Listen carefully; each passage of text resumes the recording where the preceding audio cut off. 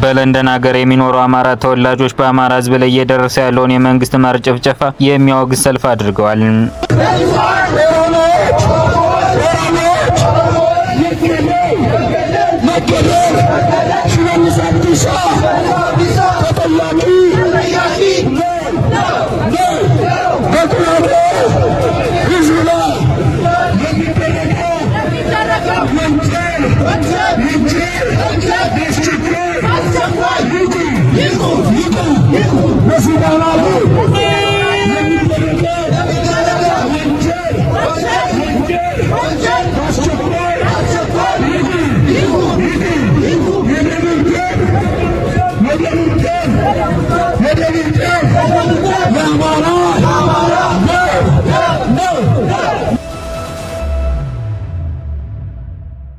በአዲስ አበባ ከተማ ቦሌ አካባቢ ለሚገነቡ የኦሮሚያ ክልል የመንግስት ጽህፈት ቤቶች ማስፋፊያ ፕሮጀክት በአካባቢ የሚገኙ ህንጻዎች ሊፈርሱ መሆኑ ተሰማ።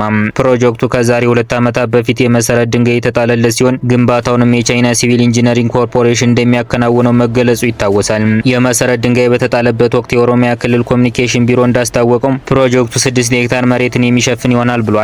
በዚህ ጉዳይ ላይ በቅርቡ የአዲስ አበባ ከተማ አስተዳደር መሬት ልማትና አስተዳደር ቢሮ ውሳኔ አሳልፎ ፕሮጀክቱ መሬት እንዲሰጥ ማድረጉን ተሰምቷል። ይህንን ተከትሎ ባሳለፍነው ሳምንት የከተማዋ ከንቲባ ጽህፈት ቤት ተወካዮችና የቂርቆስ ክፍለ ከተማ መሬት ልማት ማኔጅመንት ቢሮ ኃላፊዎች ፕሮጀክቱ በሚገኙበት ቦታ ካሉ የመሬት ባለቤቶች ጋር ውይይት አድርጓል። ቦታው በቂርቆስ ክፍለ ከተማ ወረዳ 1 ውስጥ የሚገኝ ሲሆን በአጠቃላይ 99000 ካሬ ሜትር ቦታውን እንደሚሸፍን በውይይቱ ወቅት ተገልጿል። ይህ ማለት ደግሞ በአካባቢ የሚገኙ ቢያንስ 31 ህንጻዎችን የሚነካ ነው። በዚህ ፕሮጀክት እንደሚፈርሱ ከተነገራቸው ህንጻዎች መካከል ኤቢሲ ትሬዲንግ፣ ሂጅራ ባንክ ዋና ጽህፈት ቤት፣ ዘገር ገስት ሃውስ፣ ላየንስ ዲን ሆቴል፣ ኤምኤስኤን ሪል ስቴት፣ ቢኤች አፓርትመንት እና ቢሞራ አፓርትመንት ይገኙበታል። የከተማዋ ባለስልጣናት በዚህ ውይይት ወቅት ለባለሀብቶች የሚሰጣቸውን ካሳ በተመለከተ ምክክር ያደረጉ ቢሆንም በቀረበው የካሳ ላይ ቅሬታቸውን አሰምቷል። ህንጻዎች የሚፈርስባቸው ሰዎች መካከል አንደኛው ሲናገሩም እኛ ልማትን አንቃወምም፣ ነገር ግን ላፈራነው ንብረት በቂ ካሳ ሊሰጠን ይገባል ብሏል።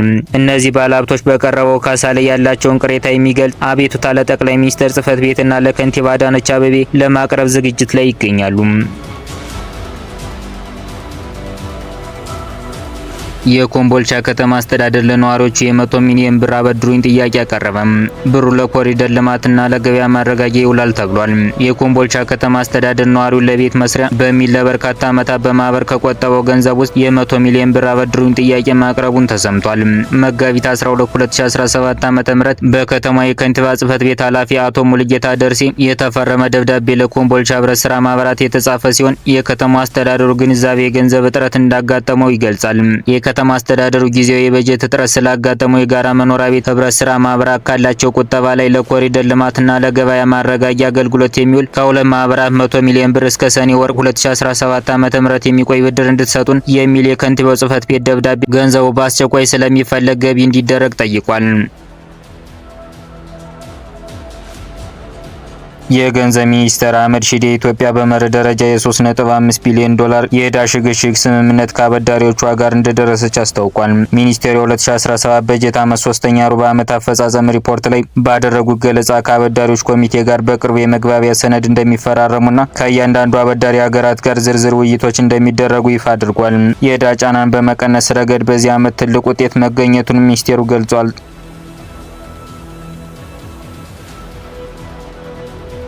በሱዳን በስደተኞች ካምፕ ላይ በተፈጸመ ጥቃት ወደ 200 የሚጠጉ ሰዎች ሳይሞቱ እንዳልቀረ ተነገረም። የተባበሩት መንግስታት ድርጅት ጥቃቱን በሁለት ተፈናቃዮች ካምፕ ላይ ስለመፈጸሙ የገለጸ ሲሆን ጥቃቱን የፈጥኖ ደራሽ ኃይል መፈጸሙንም ገልጿል። የፈጥኖ ደራሽ ኃይል በዘምዘም ካምፕ ህጻናቶችን ሲያቃጥል ነበር ተብሏል። ተመድ የፈጥኖ ደራሽ ኃይሉ የዘር ጭፍጨፋ አድርጓል ሲል፣ የሱዳን ጦር ደግሞ ንጹሃንን ገሏል በማለት ክስ አቅርቧል። በአካባቢው የኢንተርኔት አገልግሎትና የግንኙነት መስመሮች በማቋረጣቸው ሙሉ ለሙሉ የደረሰውን ጥፋት ማወቅ እንዳልተቻለ ተነግሯል።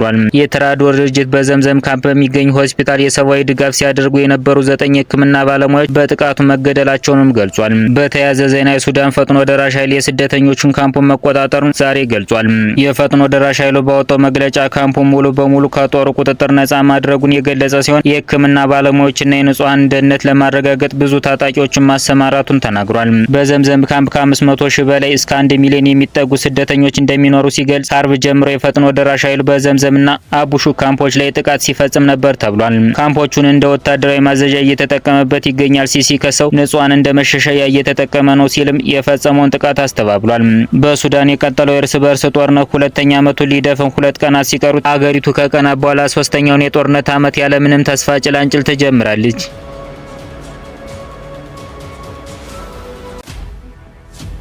የተባበሩት መንግስታት ድርጅት የሰብአዊ ጉዳዮች ማስተባበሪያ ቢሮ ኦቻ 20 በመቶ የሚሆን የድርጅት ሰራተኞችን በበጀት እጥረት ምክንያት እንደሚቀንስ ተናግሯል። በአሁኑ ጊዜ ከ60 በላይ የሚሆኑ ሀገራት ከ2600 በላይ ሰራተኞች እንዳሉት የተነገረው ድርጅቱ የ58 ሚሊዮን ዶላር የሚጠጋ የገንዘብ እጥረት እያጋጠመው መሆኑን ገልጿል።